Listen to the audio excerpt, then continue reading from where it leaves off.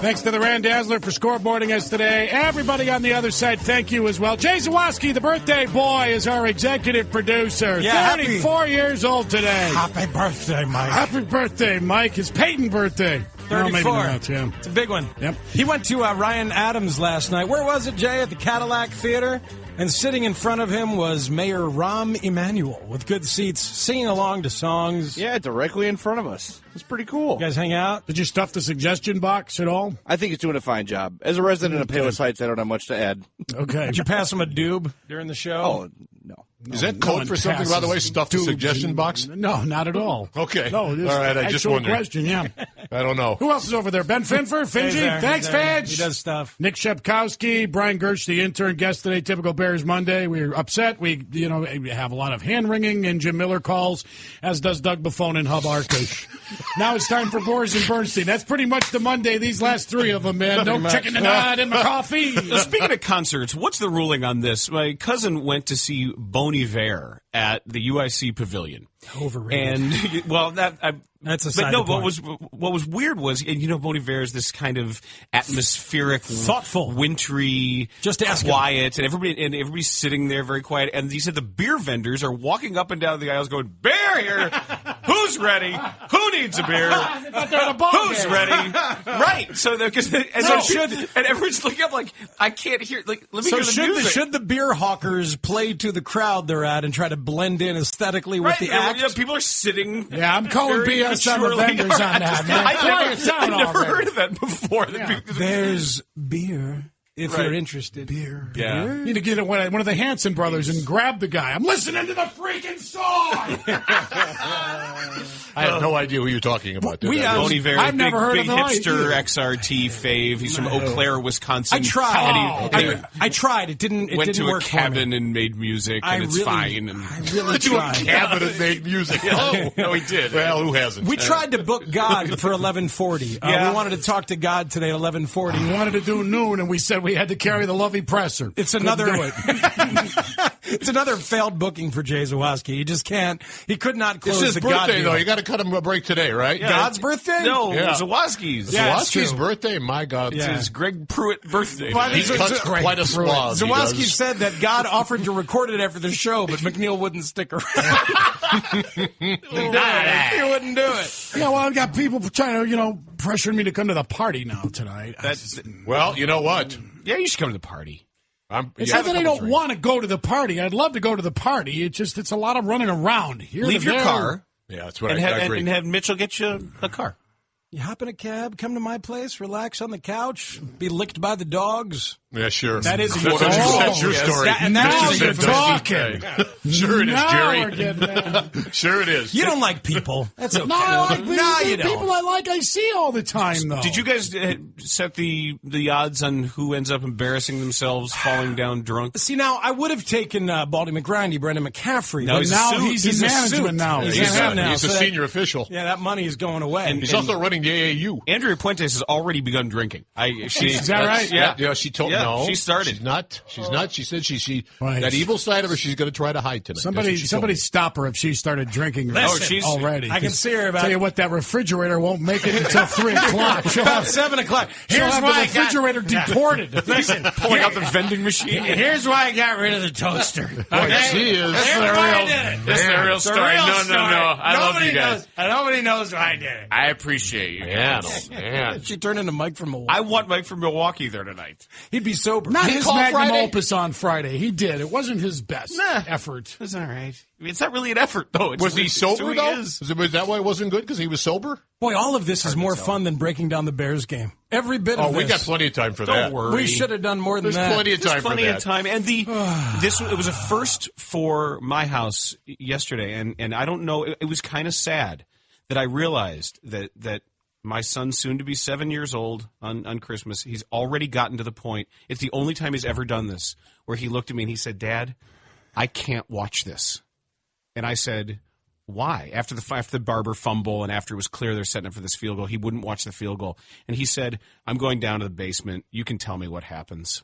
and he trudged off. I was with him. As a Bears fan. As a Bears fan. Pumped up the basketball, which he's not supposed to do on his own. As a wounded Bears fan, it was interesting that he really cares that much now, that it's not just like, something on TV, it's football like the Bears, that he was genuinely downcast. I mean, he was fine when he woke up, but it was the first time that it was so excruciating that he said, I can't watch this. Wow, that's excellent. You as a guy who takes on fandom, sort of the greater concept of fandom, sometimes as much as you do now, you've got a kid who's that passionate as a fan. You know, I'm a meatball during games. Yeah, I know. I'm a screaming during Bears, especially foaming mouth meatball during Bears games. I embrace it 100%. I miss Jay so much. He's so good at football. No, he's right so good. there. He makes just here. He masks so many deficiencies on that offense. He is the offense. And now watching this offense, that's exactly what he is. But they had the game won without him. No, but here's the thing, Matt. It was won. That first half, that was so deeply unpleasant again to watch that first half after last week, and it was 0-0, and I wanted to unwatch it, and you can't unwatch it once you have. It's one of those games where you look at some of these games and you try to figure out exactly what it's going to be. And oftentimes you're wrong. You say then neither team will score, and then it's 21-21 at the half or 28-21. But this game you looked at and said nobody can score. Nobody can score. I did find it interesting from a football perspective. I liked watching the Bears defense against something we hadn't seen. And then late in the game when there's no pass rush and you're not tackling the open guy in the middle. Well, not tackling him. Their pass ruch in the fourth quarter for several weeks. They're not covering them or tackling them. Everything went wrong. We've seen defensive backs too far off, late to close, middle of the field missing tackles, and then the front four stonewall. Past the sticks. Thank you so much. God bless you. See, it's interesting. God bless you. We have now seen the football reasons up close as to why the Tebow thing can happen. Yes, it's football reasons. There are football reasons as to why it happens. And if you have an offense that lets the game stay close like the Bears did yesterday, then you fall prey to it at the end. It becomes street ball, and there's a no-huddle, and your team is tired. Only one guy let the game fall prey to it. Only one guy did that. What's that? One guy only let him fall prey to that. One guy. Who's that? Marion Barber. That's it. I mean, there's no other way on God's green earth. You don't have to tell him to get out of bounds, dumbass. How about Haney missing that pass to Khalil Bell? That would have gone for 50 yards. Yes, it would have. Was it Bell or Barber? I thought it was Barber. Was it Barber? I thought it was Barber. Okay. What's the same play? I thought it was Bell. Field? Yeah. It was just a quick hitter. Nothing. There's no guarantee it would have been caught either. That's true. No guarantee of anything. And not with that team. And Peppers was held like 10 times in the fourth quarter with no call. Big, powerful man, get off of the hold already. Excuses are for losers, Lovey said. Those excuses are for losers. But they're losers. They lost. So they can use it? They were the losers. The topic of the stupidity of what Barber didn't do yesterday. Yes. What can you think of a Bears player who has now? Somebody suggests, because we're trying in the last half an hour or so, we're trying to liken it to something you do in another sport. That's one angle we took. And I liken it to throwing the ball in the bleachers when you catch a fly ball and there's only one out and somebody tags up. But as far as what Bears players have done, mental cramps, and Brad Biggs, bless him, did ask Lovey today to confirm that was a mental mistake, that he didn't stay in bounds. What else would it be? Thank you, Big Z. Brad Biggs talks football with you. He's just trying to extend the conversation. There was a game where the Bears played the Titans. No, they weren't. Were they the Titans yet, or were they still the Oilers in Memphis that I covered, where Carl Reeves committed a personal foul. Good old number 68. 68, Carl Reeves. Yes. Carl Reeves committed no Jim Osborne. And a late hit out of bounds that was way out of bounds, and it changed field position, and I think they ended up losing the game because of it, and they pretty much had it won. And Wani just grabbed him by the face mask and was screaming at him. And I don't. So you weren't going to football to another sport? Then anybody could be that stupid. Yeah. Well, how about for a guy to be in the league 7 years, I mean, that is something that if you're a senior at the high school level, you fall down. If you're a 12-year-old with the sideline, a 12-year-old playing Madden knows how to grind out the clock. An own goal in hockey or soccer?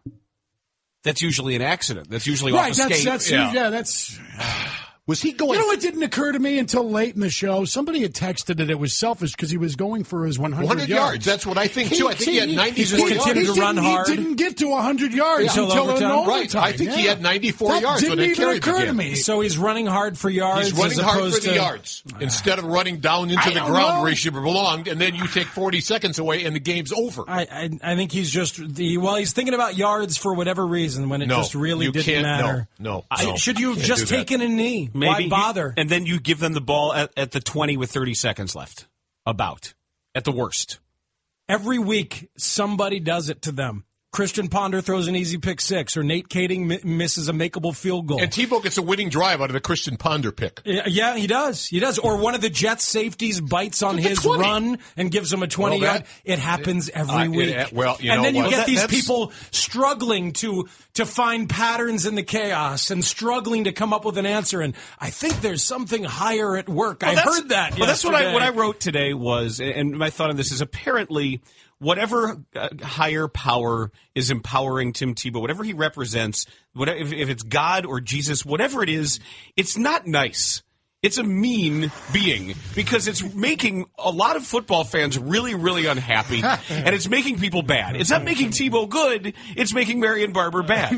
Well, God hates Christian Ponder, and God hates Marion Barber, and God hates the cover two, and God hates Tim Jennings. You know, really, the issue isn't... What was he doing? I don't know. What was he doing? The issue isn't whatever being this is, and fine, okay, if there's a being at work, it's a really vengeful, wrathful, awful being. He also apparently doesn't like our show because he still hasn't gotten back to Jay Zawaski. Hasn't called back. It's terrible. Doesn't text. Doesn't right, email. You know, the Old Testament God we knew was vengeful. Was a jerk. Yeah. Right? Well, so would this God be if he's really caring about what Tim Tebow's football life is about. But the Old Testament God with the flood, right, and killed everybody in a flood. No. The whole Abraham, hey, go kill your son. Psych.